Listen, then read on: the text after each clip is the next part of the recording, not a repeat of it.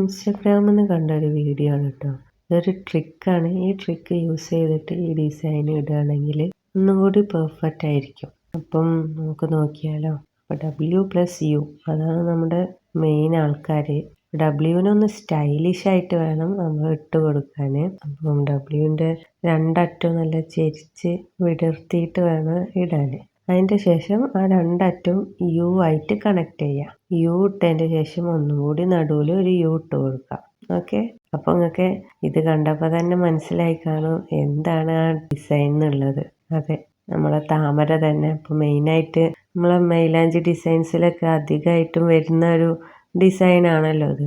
അപ്പോൾ ഇത് ഇങ്ങനെ ഇട്ടാൽ നമുക്ക് ഒന്നും കൂടി നല്ല ഈസി ആയിട്ട് നല്ല പെർഫെക്റ്റ് ആയിട്ട് ഇടാൻ പറ്റും. ഞാനിത് ആദ്യമായിട്ടാട്ടോ ഈ ട്രിക്ക് ഉപയോഗിച്ച് ഇട്ട് നോക്കുന്നത്. അപ്പോൾ അത് നിങ്ങളും കൂടി കാണിക്കാൻ ഷെയർ ചെയ്യാമെന്ന് വിചാരിച്ചിട്ടാണ്. എനിക്കിതൊരു നല്ലൊരു ട്രിക്കായിട്ട് തോന്നി.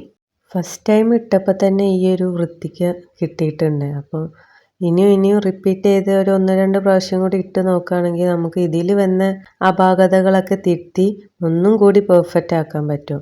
അടുത്തതായിട്ട് ഇലകൾ എങ്ങനെ പെർഫെക്റ്റ് ആയിട്ട് വരയ്ക്കാൻ പറ്റുന്ന ഒരു ട്രിക്കാണ്. അതിന് ഒരു ഏരോ മാർക്കാണ് ആവശ്യമുള്ളത്. ആ ഏരോ മാർക്ക് വരച്ചെടുത്താൽ തന്നെ ആ 3 ലൈൻസിന് ചുറ്റോടായിട്ട് 3 ലീവ്സ് ഇതുപോലെ വരച്ചെടുത്താൽ നല്ല നീറ്റായിട്ടുള്ള ഇലകൾ നമുക്ക് കിട്ടും. അപ്പോൾ നമ്മുടെ ഡിസൈൻസ് ഒന്നും കൂടി പെർഫെക്റ്റ് ആയിട്ട് നമുക്ക് തോന്നും.